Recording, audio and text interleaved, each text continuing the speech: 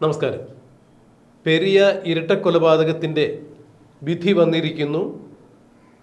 എല്ലാ പ്രതികൾക്കും ഇരട്ട ജീവപര്യന്തം ശിക്ഷ വിധിച്ചിരിക്കുന്നു എന്നുള്ളതാണ് ഇതിൽ എടുത്തു പറയേണ്ട ഏറ്റവും വസ്തുത. 1 മുതൽ 8 വരെയുള്ള പ്രതികൾക്ക് ഇരട്ട ജീവപര്യന്തവും ഓരോരുത്തർക്ക് 2 ലക്ഷം രൂപ വീതം പിഴയും അടയ്ക്കണം എന്നാണ് കോടതിയുടെ വിധി. ഒരുപക്ഷെ കേരള ചരിത്രത്തിൽ ആദ്യമായിട്ടാകാം ഒരു മുൻ MLA ഒരു കൊലപാതക കേസിൽ കോടതി ശിക്ഷിക്കുന്നത്. 5 വർഷമാണ് മുൻ ഉദുമ MLA ആയ കുഞ്ഞിരാമനെ ശിക്ഷിച്ചിരിക്കുന്നത് എന്നുള്ളത് CPM-നെ സംബന്ധിച്ചിടത്തോളം ചെകിട്ടത്ത് കിട്ടിയ ഏറ്റവും വലിയ അടിയായി. 19ഉം 23ഉം വയസ്സുള്ള 2 കുട്ടികളെ, അതായത് കൃപേഷിനെയും ശരത് ലാലിനെയുമാണ് പെരിയയിൽ മാർക്സിസ്റ്റ് കൊലപാതകികൾ ഇരുളിൻ്റെ മറവിൽ അരിഞ്ഞു തള്ളിയത് എന്നുള്ളതാണ് ഈ നാടിനെ നടുക്കുന്ന സംഭവമായി നമ്മുടെ ഓർമ്മയിൽ ഇപ്പോഴും നിലനിൽക്കുന്നത്. 2019 ഫെബ്രുവരിയിലായിരുന്നു കേസിനാസ്പദമായ സംഭവം നടന്നത്. പെരിയ ചന്തക്കുന്നിൽ വെച്ച് കൃപേഷിനെയും ശരത് ലാലിനെയും CPM കാബാലികർ സംഘം ചേർന്ന് വടിവാളും മറ്റും മാരക ആയുധങ്ങളുമായി ആക്രമിക്കുകയായിരുന്നു. നിർദ്ദയം വെട്ടി അരിഞ്ഞു തള്ളുകയായിരുന്നു. ഇതിനു മുമ്പ് 1-ാം പ്രതി പീതാംബരൻ ഉൾപ്പെടെയുള്ള ആളുകൾ ഗൂഢാലോചന ചേർന്നിരുന്നെന്നും സംഘം ചേർന്നിരുന്നെന്നും ഇവർ ആയുധം ശേഖരിച്ച് കൊല ചെയ്യപ്പെട്ടവർ അവരുടെ വീട്ടിലേക്ക് വരുന്ന വഴി തടഞ്ഞു നിർത്തി ആക്രമിക്കുകയായിരുന്നു എന്നാണ് കേസിനാസ്പദമായ സംഭവം. ഈ സംഭവത്തിലാണ് കോടതി ഇപ്പോൾ 1 മുതൽ 8 വരെയുള്ള പ്രതികൾക്ക് ഇരട്ട ജീവപര്യന്തം ശിക്ഷിച്ചിരിക്കുന്നത്. കേരളത്തിൻ്റെ ചരിത്രത്തിൽ നടാട് തന്നെയാണ് ഇത്തരം വിധി. മുൻ MLA ആയ ഒരാൾ ഒരു കൊലപാതക കേസിൽ ശിക്ഷിക്കപ്പെടുന്നതും CPM-നെ സംബന്ധിച്ചിടത്തോളം വലിയ നാണക്കേടായി. CPM-ന് നട്ടലിന് കിട്ടിയ അടി തന്നെയാണ് പെരിയ ഇരട്ട കൊലപാതക കേസിലെ കോടതി വിധി. എന്നാൽ ഈ വിധി പുറത്തു വന്നതിനെ തുടർന്ന് കൊല്ലപ്പെട്ട ശരത് ലാലിൻ്റെയും കൃപേഷിൻ്റെയും വീട്ടുകാർ ചില കാര്യങ്ങൾ എടുത്തു പറയുകയുണ്ടായി. ഞങ്ങൾ ഈ വിധിയിൽ തൃപ്തരല്ല, ഞങ്ങളുടെ പാർട്ടിയുമായി കൂടിയാലോചിച്ച് ഇനി മേൽക്കോടതിയിൽ അപ്പീൽ പോകും എന്ന് തന്നെയാണ് അവർ പറഞ്ഞിരിക്കുന്നത്.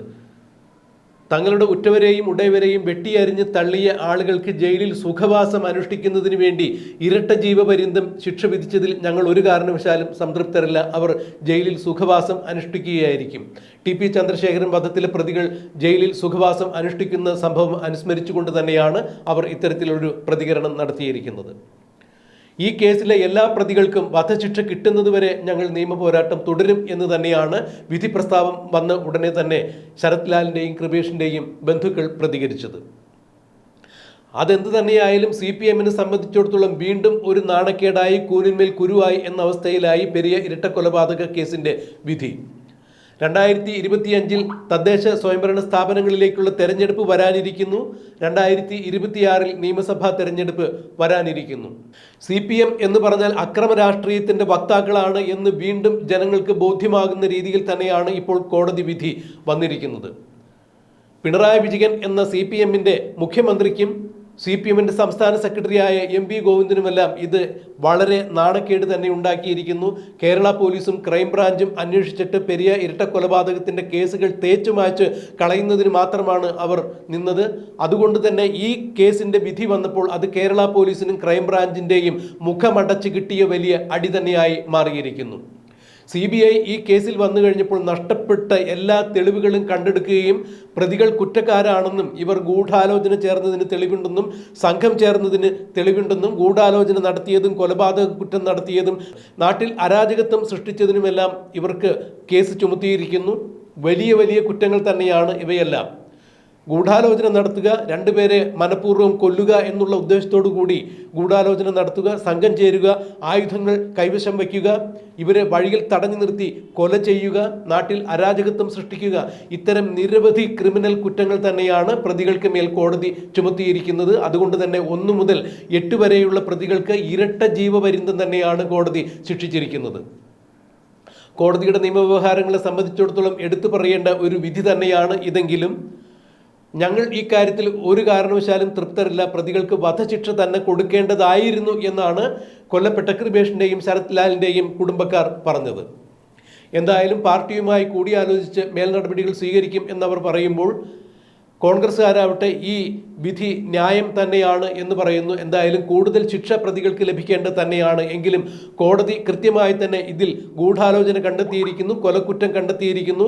പിണറായി വിജയന്റെ പോലീസും ക്രൈംബ്രാഞ്ചും തേച്ചു മാച്ചു കളയാൻ ഉദ്ദേശിച്ചിരുന്ന ഒരു കേസ് CBI കണ്ടെത്തിയിരിക്കുന്നു. തെളിവ് സഹിതം കൊലക്കുറ്റം ചെയ്ത ആളുകൾക്ക് ശിക്ഷ വിധിച്ചിരിക്കുന്നു എന്നുള്ളത് ആശ്വാസകരം തന്നെയാണ്. എന്നാൽ ഇതിൽ ഉൾപ്പെട്ടിട്ടുള്ള പ്രതികൾക്ക് പരമാവധി ശിക്ഷ, വധശിക്ഷ തന്നെ വാങ്ങിക്കൊടുക്കുവാൻ തങ്ങൾ ഏതറ്റം വരെയും നിയമപോരാട്ടം നടത്തും എന്ന് തന്നെയാണ് ഇപ്പോൾ കോൺഗ്രസ് വക്താക്കളും തുറന്നടിക്കുന്നത്.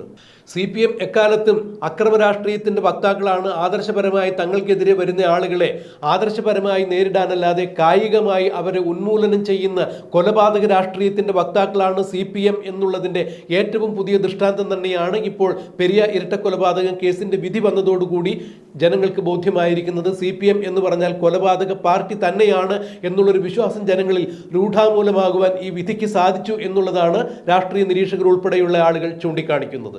പിണറായി വിജയനെ സംബന്ധിച്ചിടത്തോളം ഇത് കൂനിന്മേൽ കുരു പോലെ എന്നുള്ള അവസ്ഥയിലേക്ക് കാര്യങ്ങൾ ചെന്നെത്തിച്ചിരിക്കുന്നു. രണ്ടാം പിണറായി വിജയൻ സർക്കാർ അധികാരത്തിൽ വന്നതു മുതൽ നാട്ടിൽ ദുർഭരണം തന്നെയാണ് നടക്കുന്നത് എന്നുള്ള പറച്ചിലുകൾക്കെല്ലാം ആക്കം കൂട്ടുന്ന തരത്തിൽ തന്നെയായിരുന്നു. പിണറായി വിജയനോട് അനുബന്ധിച്ച് നിൽക്കുന്ന മന്ത്രിമാരും എല്ലാവരും അഴിമതിയിൽ മുങ്ങിക്കുളിച്ച് നിൽക്കുമ്പോൾ മകളുടെ മാസപ്പടി വിവാദം ഉൾപ്പെടെ, ലാവ്ലിൻ കേസ് ഉൾപ്പെടെ പിണറായി വിജയൻ അഴിമതി ആരോപണങ്ങൾക്ക് വിധേയനായി നിൽക്കുമ്പോൾ ഇപ്പോൾ ഇതാ TP ചന്ദ്രശേഖരൻ വധക്കേസിന് പുറകെ പെരിയ ഇരട്ട കൊലപാതക കേസിലും CPMന്റെ സമുന്നതരായിട്ടുള്ള നേതാക്കളടക്കമുള്ളവരെ ശിക്ഷിച്ചിരിക്കുന്നു എന്ന് പറയുമ്പോൾ പിണറായി വിജയനും MV ഗോവിന്ദനും ഇതിൽ നിന്ന് കൈയൊഴിഞ്ഞ് മാറി നിൽക്കാൻ സാധിക്കില്ല. CPM ഇതിന് കേരളത്തോട് മറുപടി പറയേണ്ടതായി വരും, പിണറായി വിജയനും മറുപടി പറയേണ്ടതായി വരും എന്ന് തന്നെയാണ് രാഷ്ട്രീയ നിരീക്ഷകർ ഉൾപ്പെടെയുള്ള ആളുകൾ ചൂണ്ടിക്കാണിക്കുന്നത്. ആദ്യന്തം കുറ്റവാളികളെ സംരക്ഷിച്ചു നിർത്തുന്നതിന് വേണ്ടി തന്നെയാണ് കേരള പോലീസും ക്രൈംബ്രാഞ്ചും ഈ കേസിൽ പണിയെടുത്തിരുന്നത്. പിണറായി വിജയന്റെയും CPMന്റെയും താല്പര്യങ്ങൾക്ക് വിധേയമായി തന്നെയാണ് ഇവർ ഇത്തരത്തിൽ പെരുമാറിയിരുന്നത്. എന്നാൽ ഈ വിഷയത്തിൽ CBI അന്വേഷണം വരാതിരിക്കുവാൻ വേണ്ടി കേരള ഖജനാവിൽ, അതായത് ഞാനും നിങ്ങളും സാധാരണക്കാരായ മറ്റ് അനവധി ആളുകളും റേഷൻ വാങ്ങിക്കുന്ന പണത്തിൽ നിന്ന് വരെ കിട്ടുന്ന നികുതി പണം ഉപയോഗിച്ചുകൊണ്ടാണ് CBI അന്വേഷണം തടയണമെന്നാവശ്യപ്പെട്ടുകൊണ്ട് കേരള സർക്കാർ നിയമവ്യവഹാരങ്ങൾ നടത്തിയത്. ഞാനും നിങ്ങളും അടങ്ങുന്ന ആളുകൾ നൽകുന്ന നികുതി പണത്തിൽ നിന്നാണ് CPM നടത്തിയ കൊലപാതകത്തിൽ നിന്നും പ്രതികളെ രക്ഷിച്ചെടുക്കുവാൻ വേണ്ടി CPM കേസ് നടത്തിയത്. ഈ സർക്കാർ അതിനും ജനങ്ങളോട് മറുപടി പറയേണ്ടതായി വരും. എന്തായാലും ഈ കേസിൽ കൃത്യമായ അന്വേഷണം CBIയുടെ ഭാഗത്തു നിന്നും ഉണ്ടായിരിക്കുന്നു. കോടതി കുറ്റക്കാരെന്ന് കണ്ടെത്തിയ പ്രതികൾക്കെല്ലാം കടുത്ത ശിക്ഷ തന്നെ കൊടുത്തിരിക്കുന്നു. എന്നാൽ ഈ കേസിൽ കുറ്റക്കാരായവർക്ക് വധശിക്ഷ തന്നെ കൊടുക്കേണ്ടതാണ് എന്ന കുടുംബത്തിന്റെ ആവശ്യം അവരുടെ പാർട്ടിയുമായി ആലോചിച്ച് മുന്നോട്ട് കൊണ്ടുപോകും എന്ന് തന്നെയാണ് കോൺഗ്രസ് വക്താക്കളും ഇപ്പോൾ പറഞ്ഞിരിക്കുന്നത്. എന്താണ് ഇനിയും ഈ കേസിൽ സംഭവിക്കുക എന്നുള്ളത് കണ്ടറിയാം. CPM അവരുടെ പ്രതികളായി വിധിക്കപ്പെട്ടിരിക്കുന്ന ആളുകൾക്ക് നീതി കിട്ടണം എന്നാവശ്യപ്പെട്ടുകൊണ്ട് മേൽക്കോടതിയെ സമീപിക്കും എന്ന് തന്നെയാണ് കഴിഞ്ഞ ദിവസം EP ജയരാജനും മാധ്യമങ്ങളെ കണ്ടപ്പോൾ പറഞ്ഞത്. ഈ വിഷയത്തിൽ ഇനിയും കൂടുതൽ നിയമവ്യവഹാരങ്ങൾ ഉണ്ടാകും എന്ന് തന്നെ നമുക്ക് പ്രതീക്ഷിക്കാം, കാത്തിരിക്കാം.